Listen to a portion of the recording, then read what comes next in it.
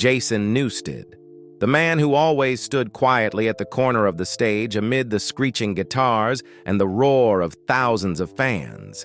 He never argued, never showed off, never demanded power. For 15 years, he was the silent heart of Metallica, the one who kept the ship from sinking even as he himself was going under. While the band was drowning in glory and chaos, he remained there, playing with all his might, smiling through mockery, and enduring despite being forgotten. Jason joined Metallica right after the tragic death of Cliff Burton, not just to replace a position, but to carry the emotional void no one else dared to touch. Yet his loyalty was met with silence, his bass lines erased from recordings, his ideas dismissed, his name placed behind every title. They called it an initiation ritual, but for Jason, it was 15 years of living in the spotlight without ever being illuminated. This is not merely the story of a forgotten bassist. It's the journey of a man who reached the summit, was buried in silence, and then chose to find his own voice again, even if it only echoed through an empty room, among his paintings, and the soft hum of an acoustic guitar at sunset. But to understand how one man could endure 15 years inside the storm called Metallica, we have to go back to where it all began. A small, cold, and quiet town where Jason learned his first lesson in life. No one is coming to save you, and if you want to survive, you have to stand up on your own. Jason Curtis. Newsted was born in 1963 in Battle Creek, Michigan, an industrial part of America where machines worked harder than people laughed. He was the youngest of 3 boys, growing up in a small house filled with silence. When Jason was 6, his parents divorced, a quiet event, yet enough to shatter the fragile sense of safety that every child depends on. He stayed with his mother, a tough woman who worked tirelessly to raise her 3 sons. There were no tender words, no warm embraces, only evenings when she came home smelling of sweat and motor oil, teaching her children that discipline and responsibility were the only things that kept people from breaking. In that house, Jason learned to be silent. He wasn't the kid who drew attention, nor the one anyone thought was special. But that very silence grew into a strange kind of strength. The strength of someone who understands that if no one listens, you must make them listen through your actions. He helped his mother with chores, looked after his brothers, and found refuge in music. Old records by Hendrix, Queen, and Earth, Wind and Fire, left behind by his older brothers, became treasures he secretly stole whenever he was alone at home. With a pair of worn-out headphones, he would sit still for hours, learning to distinguish each drum beat, each layer of sound, and wondering, why do these melodies make people feel alive? Music didn't come to Jason as a dream, but as a calling.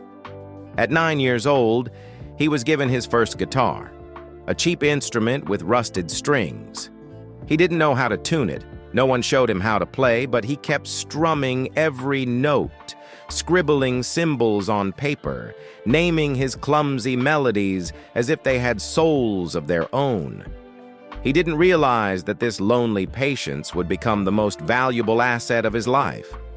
By his teenage years, while other kids chased sports or parties, Jason chose a different path, joining a school band and then teaching himself to switch from guitar to bass after seeing Gene Simmons of Kiss wield one on stage.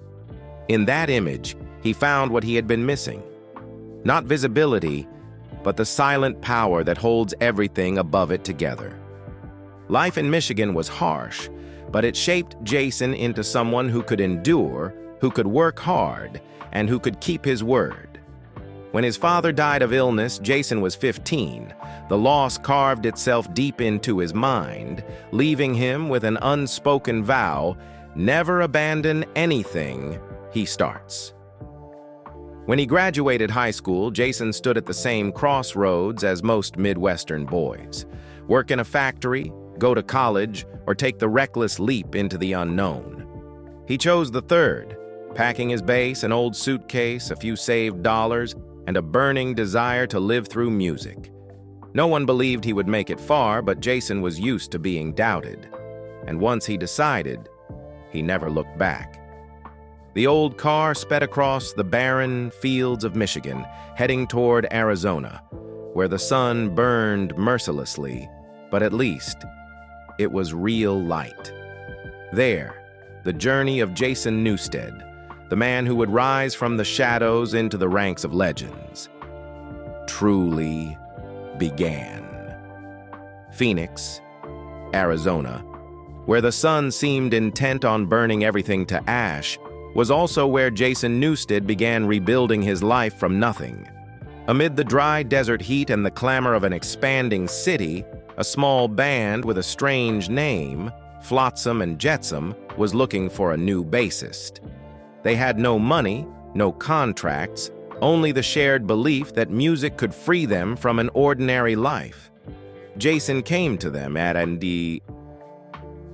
that meeting would change his destiny forever. From the very first rehearsal, Jason wasn't just a bass player, he was a leader, writing songs, scheduling shows, handling logistics, even calling clubs himself to beg for gigs. The band practiced in garage spaces that felt like furnaces, their sweat dripping onto concrete floors and blending with the pounding rhythm of the music they believed was the future. Jason threw himself into it with relentless energy, as if stopping for even one beat would make his dream vanish. The result of that devotion was Doomsday for the Deceiver, released in 1986, a fiery manifesto from a young metal generation desperate to break every boundary. Jason was the soul of the album, writing most of the songs, crafting the lyrics, directing the recording sessions, and even coordinating the release. Iron Tears, Der Führer, Metal Shock, and the 10-minute epic Doomsday for the Deceiver didn't just showcase his lightning-fast technique, they carried his anger, pride, and the loneliness he had swallowed throughout his youth. The underground world hailed Flotsam and Jetsam as a phenomenon. Kerrang! Magazine gave the album a perfect score, a rare honor for a debut. And suddenly the music industry took notice. But something more important happened. Another name was watching: Metallica. That same year, just weeks after Flotsam released their album, the metal world was shaken by the bus crash that killed Cliff Burton, Metallica's genius bassist. The band had been at their peak and suddenly fell into an abyss. They needed someone new, not just skilled, but brave enough to step into a world torn apart by grief. Out of hundreds of candidates, only one made them stop and look closer: Jason Newsted, the dishwasher-turned-bassist from the Arizona desert, carrying the raw energy of a man who refused to lose. He had no idea that within weeks, his life would veer down a path of no return, a road leading to glory, tears, and decades of silence. On November 8, 1986, at a small club called the Country Club in Reseda, California, Jason Newsted stepped on stage with Metallica for the first time. No one in the audience that night knew they were witnessing the beginning of one of the most turbulent chapters in rock history. A young man with brown hair, tense face, but blazing eyes, holding his bass as if it were a weapon for survival. He wasn't just playing music. He was fighting for the right to exist in a world that had just lost its hero. Metallica, at that moment, was not merely a band. They were a family that had lost its soul. Cliff Burton, the poetic force behind their sound, had just perished in a horrific bus crash in Sweden. No one was ready to fill that void. And so Jason, the outsider from the desert, had to step into a storm of mourning and pressure, becoming the replacement. A role no one wanted, yet no one dared refuse. He knew he could never be Cliff, But he also knew that to survive, he had to become part of this wounded machine, even if it crushed him. In 1987, Metallica released the 598 EP, Garage Days Revisited, the first recording featuring Jason. Many considered it a minor release, but for him, it was a breath of life. Hearing his bass alongside James, Lars, and Kirk for the first time was a rare moment of belonging. The EP wasn't just a tribute to the bands Metallica once idolized, it was a sign that they were healing. Jason's bass, raw and vibrant, pulsed like new blood through an old body. Though no one said it aloud, everyone felt it. Metallica had found its heartbeat again. Then came 1988, and Justice for All. What should have been Jason's triumph became his downfall. The album was a milestone in metal history, complex, heavy, philosophical. Songs like One, Harvester of Sorrow, and Blackened, whose lyrics Jason helped write, propelled Metallica into global superstardom. It stormed the Billboard charts, sold millions, and transformed them from rebels into cultural icons. But amid the praise, Jason discovered a bitter truth. His bass was gone. In the final mix, the low end, the very soul of metal, had been muted almost to silence. The world heard, and Justice for All, but no one heard him. A chilling silence. No explanation, no apology. Only Jason and his bass, suffocating beneath layers of guitars and drums. Though the band blamed technical reasons, the truth was clear. It was the first crack in Jason's heart. He realized he had never truly been accepted. To Metallica, he was the new guy, the outsider, the man without their shared legend. To fans, he was the one who dared to replace Cliff. An unforgivable sin. Trapped between those extremes, Jason stood still, playing like a machine while an ocean of loneliness raged inside him. And the cruel irony, the very album that erased his voice was the one that elevated Metallica to greatness. And Justice for All won awards, earned Grammy nominations, and brought the band to the world's biggest stages. Meanwhile, Jason, who had poured part of his soul into Blackened, became the invisible man in the symphony he was performing. A perfect irony, where collective glory was built upon one man's silence. Yet instead of rebellion, Jason chose silence. He kept touring, kept nodding, kept living as if nothing was wrong.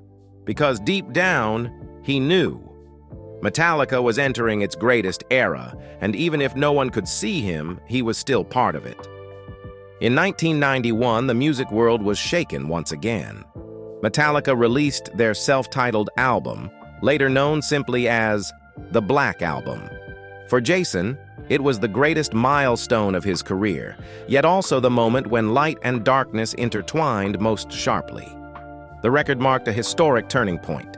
From the complex compositions of And Justice for All, Metallica shifted toward a cleaner structure and more accessible melodies, while still carrying the force of a storm. Songs like Enter Sandman, The Unforgiven, and Nothing Else Matters not only conquered the charts, but turned metal into a universal language. It became the best-selling album in Metallica's history, with over 30 million copies sold worldwide. The tour lasted more than 2 years, with over 300 shows across continents. Jason was now at the eye of the hurricane of glory, performing before hundreds of thousands, standing beside legends, watching the band he had helped build become an institution. Yet amid the thunderous applause, he still felt lost. Though part of the triumph, Jason was never truly treated as one of them. The relentless pranks, the parties where he was still the new guy, continued like an unspoken ritual. The more successful they became, the wider the distance grew between him and the rest. As Metallica entered a new era, tensions began to quietly accumulate. In 1996, they released Load, an album infused with hard rock and blues influences, far from the thrash ferocity that once defined them. Jason was fully involved, both in the studio and on tour. But he sensed the band drifting away from the raw metallic spirit he had fallen in love with. Load sold millions, yet angered many longtime fans. Still, Jason defended Metallica against the backlash, once again choosing loyalty over rebellion. In 1997 came Reload, continuing that direction. Slicker, more commercial, but emotionally more complex. Tracks like Fuel and The Memory Remains brought Metallica to major television stages, turning them into a global phenomenon rather than just metal icons. Jason remained the anchor, performing with unmatched intensity and endurance. But inside, fatigue was growing, not from the music itself, but from years of isolation. The feeling that he always had to prove his worth, even after more than a decade. 2 years later, in 1998, Metallica released Garage Inc., a double album of covers paying tribute to their earliest influences. For Jason, still holding on to his purest passion for music, it was a rare moment of playing purely for joy. That same year came S&M, a collaboration with the San Francisco Symphony, merging metal with classical grandeur. Jason performed amid hundreds of musicians in an atmosphere both elegant and explosive. It was an artistic triumph, proof that Metallica were no longer just a rock band, they had become a cultural monument. Yet behind the triumph, Jason quietly endured fractures no one else could see. He was the first to arrive at rehearsals, the last to leave the stage, but always felt like a guest in a house whose doors were locked. The farther the band climbed, the more he sensed the emptiness growing inside him. By the late 1990s, as Metallica continued conquering the world, Jason realized he had lost something more vital than fame, the feeling of truly belonging to the music he was making. By the end of the decade, with Metallica now a massive empire, Jason Newsted began to feel suffocated inside the very dream he had once lived for. After years of repression, he searched for an outlet, not to betray, but to breathe. Thus, Echobrain was born, a small melodic side project where Jason could sing, write, and play freely. No screaming, no pressure, just the sound of freedom. He never intended to leave Metallica. Echobrain was simply a refuge for a soul exhausted by years of being trapped within the machinery of success. But what seemed harmless ignited the biggest explosion in Metallica's history. When management company Q Prime showed interest in supporting the project, James Hetfield grew furious. To him, Echobrain wasn't a side project, it was betrayal. Hetfield believed Metallica was family, and no one in the family was allowed to pour their heart into anything else. His anger wasn't just professional jealousy, it was the reaction of a man who had grown addicted to control. Jason was cornered. Q Prime, the very company that had built Metallica's success, quickly withdrew under Hetfield's pressure. Lars Ulrich, who might have stayed neutral, sided instead with James, and so every door closed. In a cold internal meeting, Hetfield delivered an ultimatum: Metallica or Echobrain. To Jason, those words were the final cut of a blade that severed 15 years of loyalty. He understood then that no matter how much he gave, he would never have creative freedom in the band he had bled for. On January 17, 2001, Jason Newsted officially left Metallica. The press release was just a few lines, for personal and physical reasons. But the truth ran far deeper. It wasn't fatigue, it was spiritual exhaustion after 15 years of enforced silence. He didn't shout, didn't accuse, didn't return. He simply walked away, quietly, the same way he had always existed. And as the door closed behind him, Metallica didn't just lose a bassist. They lost the silent soul that had kept them from falling apart. After Jason's departure, Metallica plunged into the deepest crisis in their history. Losing the only man who had kept the machine steady in silence, the band began to spiral into chaos. James Hetfield fell into alcoholism and eventually entered rehab. Lars Ulrich and Kirk Hammett tried to keep things together, but the spirit of Metallica, the very force that had once made them indestructible, was nearly gone. Saint Anger was recorded during Hetfield's therapy, with sessions interrupted by group counseling and constant internal conflict. The drums sounded cold. There were no guitar solos, no bass. Everything felt stripped bare, like a musical diary of psychological collapse. At that point, Metallica was no longer a band. It was therapy to keep them from falling apart. In 2004, the documentary Some Kind of Monster was released, exposing everything behind the curtain.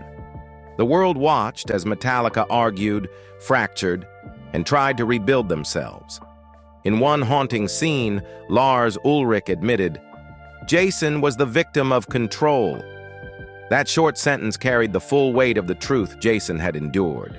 15 years of unconditional loyalty under silent constraint. While Metallica struggled through crisis, Jason never lashed out or sought revenge.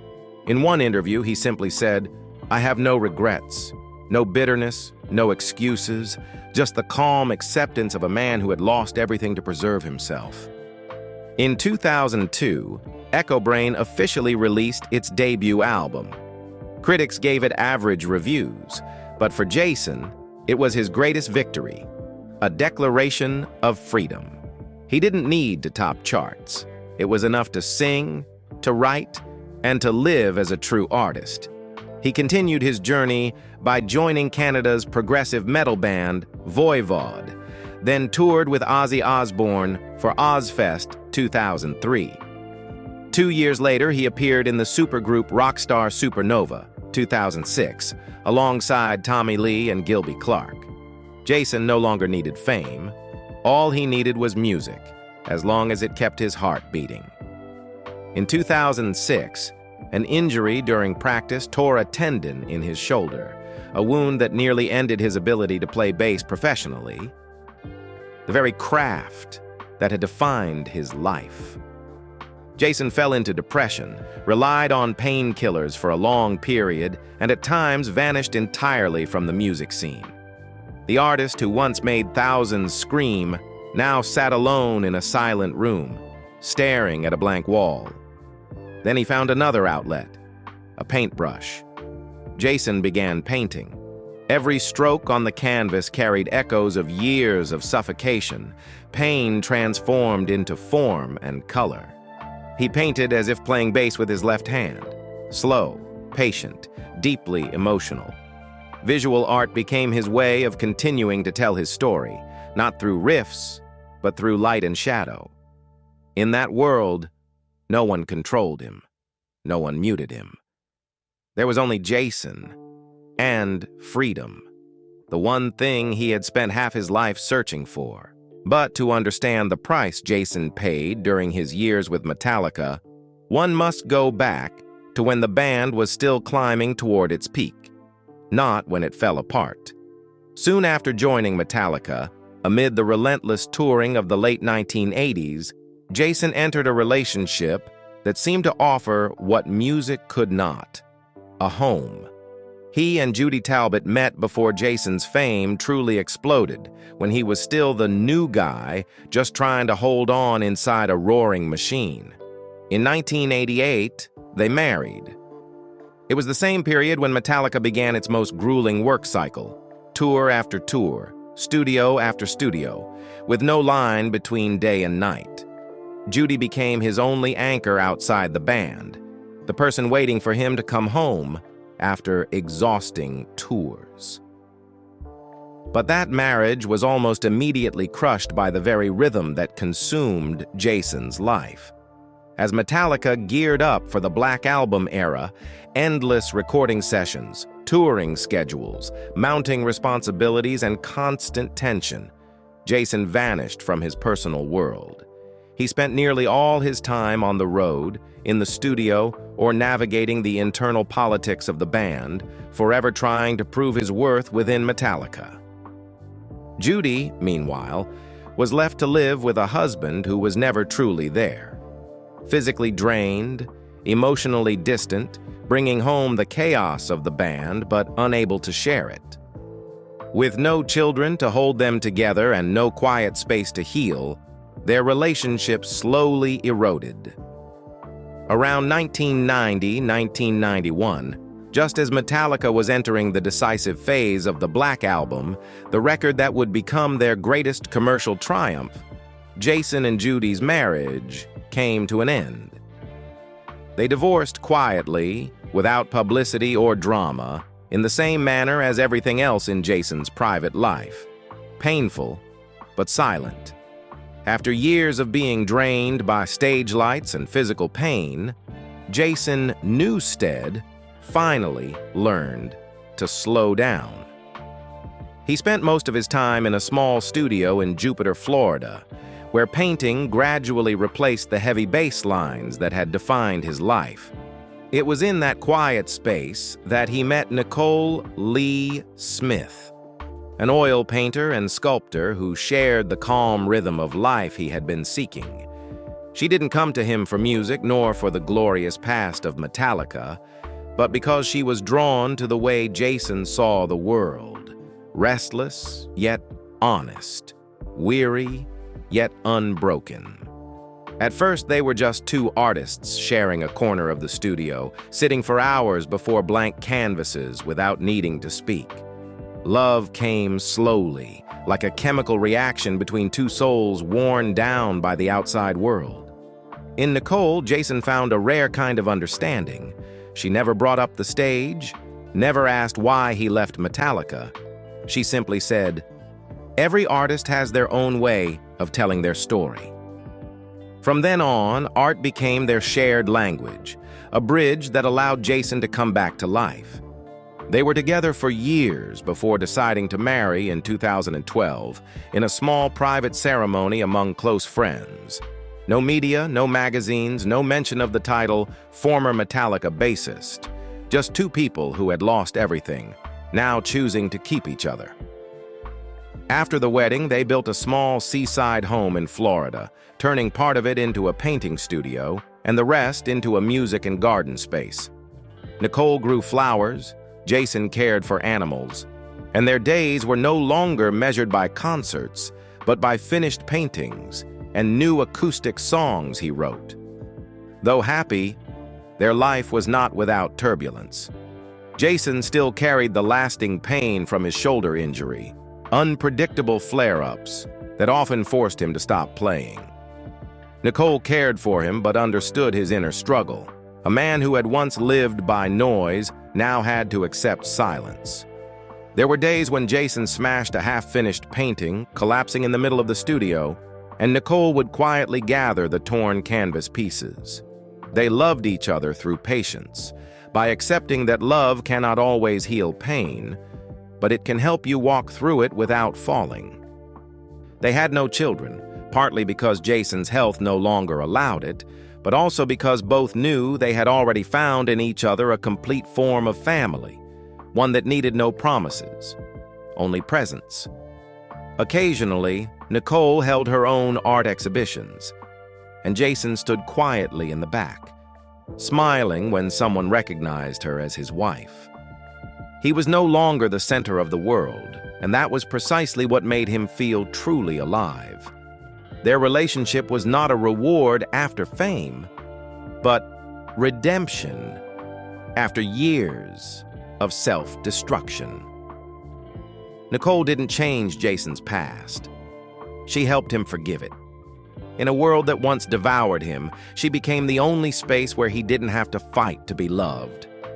And perhaps, among the thousands of nights that once shook the world, the sound that stayed with Jason wasn't the drums or the roaring crowd, but the soft strokes of Nicole's brush on canvas, gentle and steady, reminding him that he had finally found peace. When painting and a quiet life with Nicole Leigh Smith had restored his balance, an old calling began to rise again within Jason, the call of the stage. Not for fame, but for the raw energy that once made his heart race. After years of withdrawal, on January 8, 2013, Jason officially founded a new band, Newsted, a project entirely under his control. It wasn't a return to the past, but a declaration that he still had something to say to the world. The debut EP Metal was released that same year, a manifesto from a man who had once been stripped of his voice, now reclaiming it through thick, raw, and honest sound. Then, on August 6, 2013, came the full-length album Heavy Metal Music, 11 tracks written and sung by Jason with the intensity of someone burning through every forgotten year. Critics praised its spirit and craftsmanship, though commercial success fell short. The tour was costly, profits modest, and Jason admitted to losing hundreds of thousands of dollars just to keep the band alive. Yet for a man who had once walked away from glory, that was a price worth paying. The price of freedom, something Metallica had never given him. After a year on the road, Jason ended his active phase with Newsted in 2014. He never announced a breakup. He simply withdrew to Florida, continuing to write and search for a new direction. 2 years later, in 2016, he introduced Jason Newsted and the Chop House Band, an acoustic folk and blues project, intimate and reflective.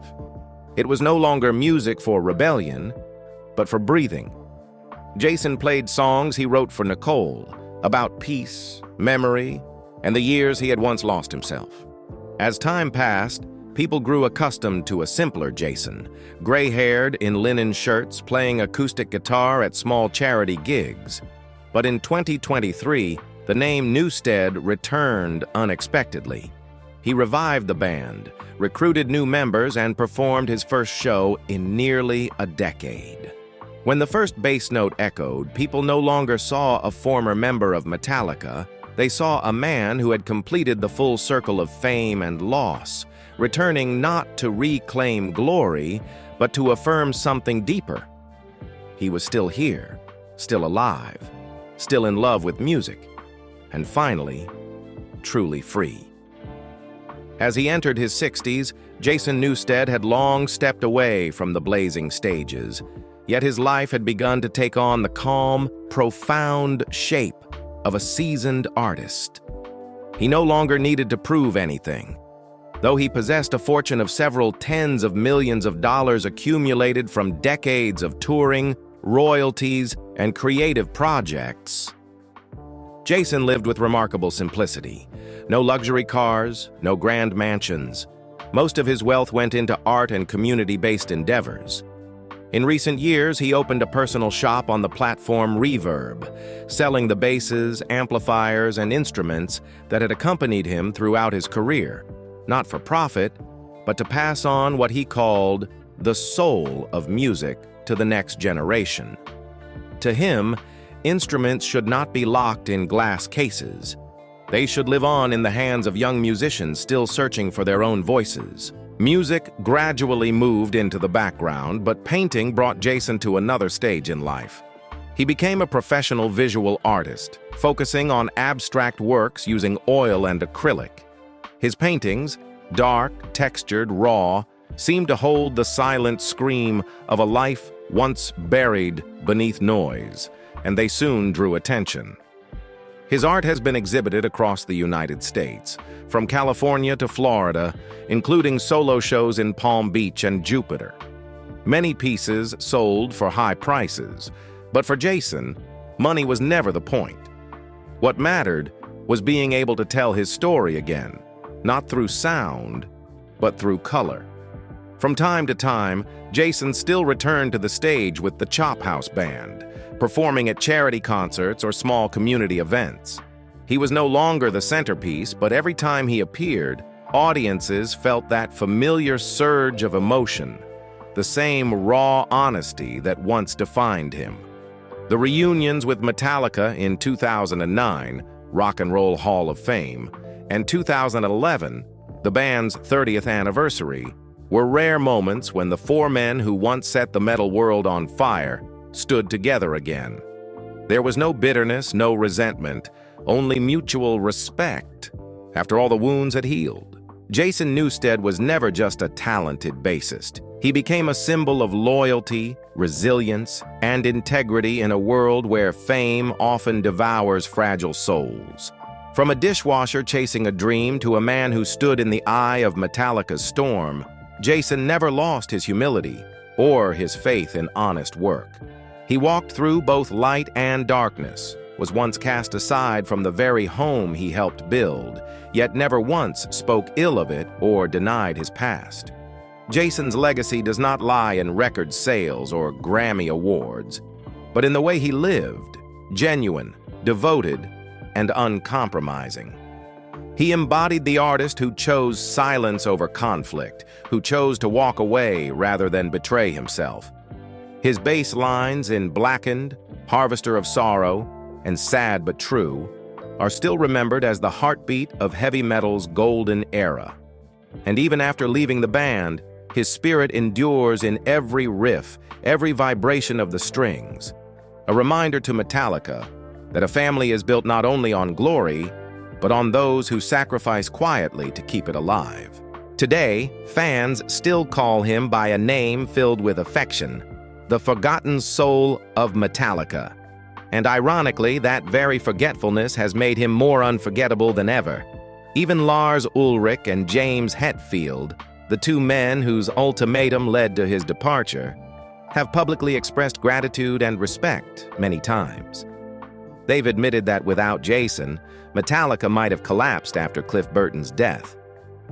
As for Jason, he only smiles. Perhaps he knows he never truly left Metallica.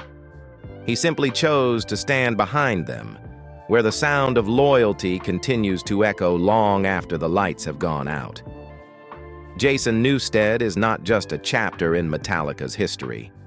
He is a reminder that silence, when paired with perseverance, can resonate louder than any scream. And perhaps, among the low notes of life, Jason has found his final harmony: peace, freedom, and a legacy that will never fade from the hearts of those who understand the meaning of true devotion. If you've ever felt small in a crowd, ever been pushed aside, ever had to stay silent while others were celebrated, remember Jason Newsted. Because sometimes it's the ones standing at the edge of the spotlight who keep the flame from ever going out. Share your thoughts about Jason, the silent warrior who kept the rhythm of a legend. And if you still believe that loyalty has value in this world, leave a like for him, so that his sound may continue to echo even after the stage has gone dark.